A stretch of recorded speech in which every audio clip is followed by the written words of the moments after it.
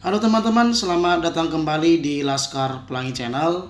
Teman-teman, video kali ini kita akan membahas latihan soal UTS atau PTS ya. Mata pelajaran IPAS atau Ilmu Pengetahuan Alam dan Sosial. Bab 3, Gaya di Sekitar Kita.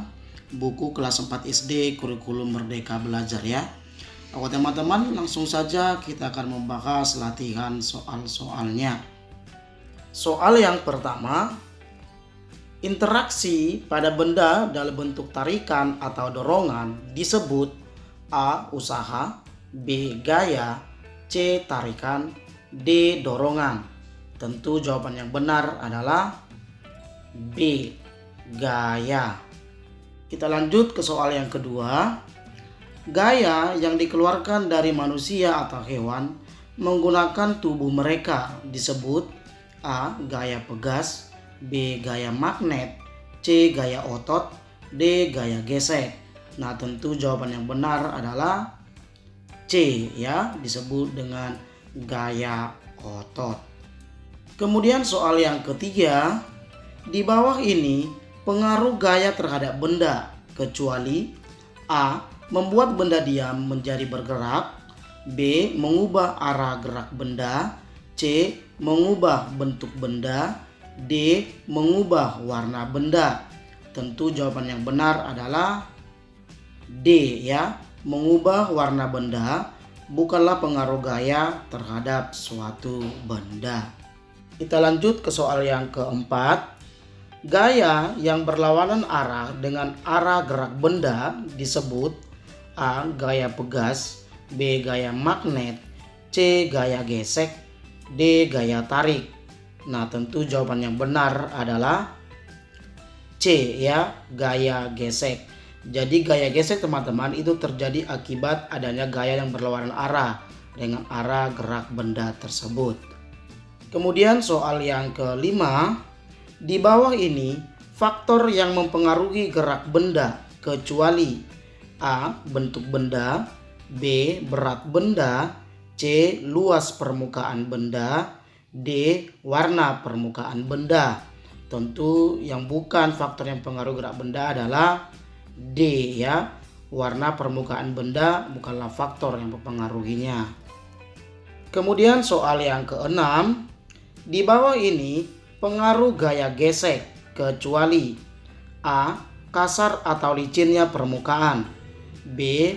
Besar atau kecilnya luas permukaan, C. Indah atau bagusnya warna bentuk benda, D. Berat atau ringannya suatu benda. Nah, tentu jawaban yang benar adalah C ya, indah atau bagusnya warna bentuk benda. Kemudian soal yang ketujuh, gaya tarik atau tolak menolak yang dimiliki oleh benda-benda yang bersifat magnetik disebut A. Gaya pegas, B. Gaya magnet, C. Gaya gravitasi bumi, D. Gaya dorongan. Tentu jawaban yang benar adalah B ya, disebut dengan gaya magnet. Oke teman-teman, kita lanjut ke soal yang ke-8. Di bawah ini adalah benda-benda yang dapat ditarik magnet adalah A. Besi, nikel, kobalt, B. Plastik, karet, seng, C. Seng, karet, dan wika, D. Kertas, nikel, karet. Nah, tentu jawaban yang benar adalah A ya, besi, nikel, dan kobalt. Kemudian soal yang ke-9, jika kutub magnet yang sama didekatkan akan mengalami A. Tarik menarik, B. Tarik melepaskan, C. Tolak menolak, D. Tarik menolak. Tentu jawaban yang benar adalah C ya, akan terjadi tolak menolak. Kita lanjut ke soal yang ke-10. Gaya yang ditimbulkan oleh benda yang bersifat elastisitas disebut A. Gaya pegas, B. Gaya magnet, C. Gaya gravitasi bumi, D. Gaya dorongan. Tentu jawaban yang benar adalah A ya, disebut dengan gaya pegas. Jadi gaya pegas itu ditimbulkan oleh benda yang bersifat elastis ya. Kemudian soal yang ke-11, yang dimaksud dengan elastis adalah A. Benda yang lembek, B. Benda yang padat, C. Benda yang keras, D. Benda yang lentur. Nah, tentu jawaban yang benar adalah D ya, benda yang lentur. Kemudian soal yang ke-12, gaya yang dipengaruhi oleh gaya tarik sebuah benda ke pusat benda tersebut disebut A. Gaya pegas, B. Gaya magnet, C. Gaya gravitasi, D. Gaya dorongan.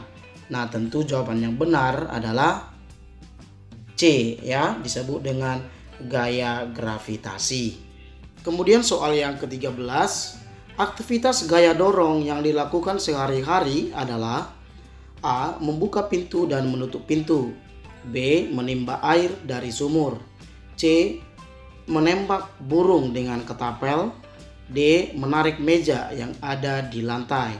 Nah, tentu jawaban yang benar adalah A ya. Membuka pintu dan menutup pintu adalah aktivitas gaya dorong yang kita lakukan dalam kehidupan kita sehari-hari.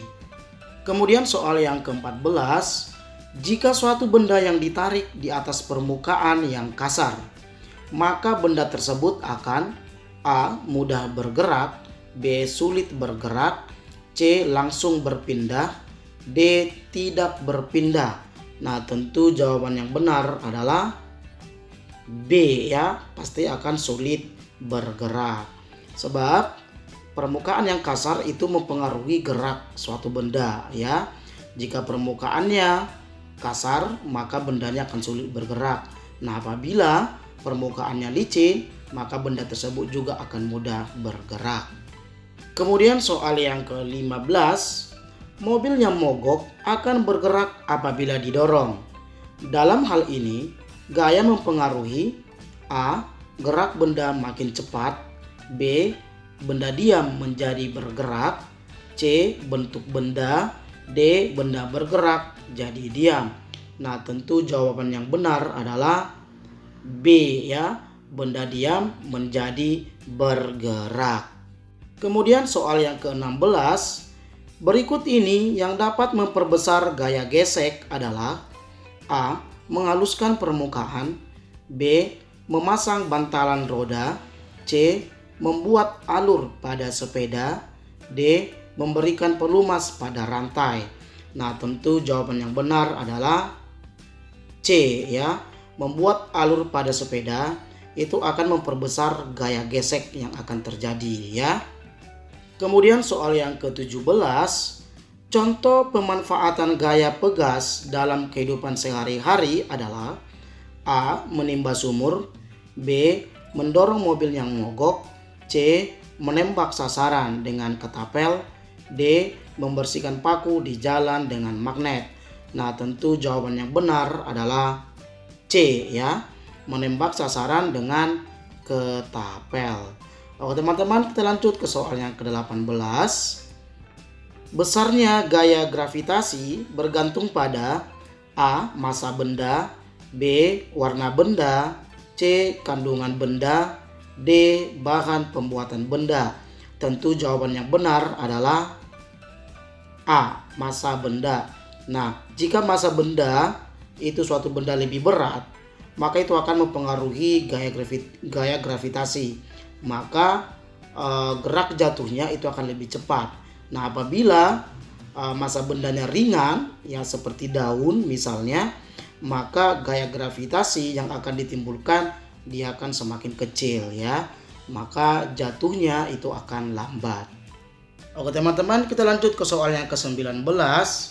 Berikut ini contoh peristiwa yang menunjukkan gaya gravitasi bumi adalah A. Hujan lebat yang mengakibatkan banjir, B. Buah durian yang jatuh dari pohonnya, C. Matahari terbenam ke barat. Nah, tentu jawaban yang benar adalah B ya, buah durian yang jatuh dari pohonnya. Kemudian soal yang terakhir, soal yang ke-20. Telapak sepatu bola futsal dibuat kasar dengan tujuan A. Meringankan beban sepatu, B. memperbesar gaya gesek, C. memperkecil gaya gesek, D. mempercepat para atlet bola untuk berlari. Nah, tentu jawaban yang benar adalah B ya, untuk bertujuan memperbesar gaya gesek.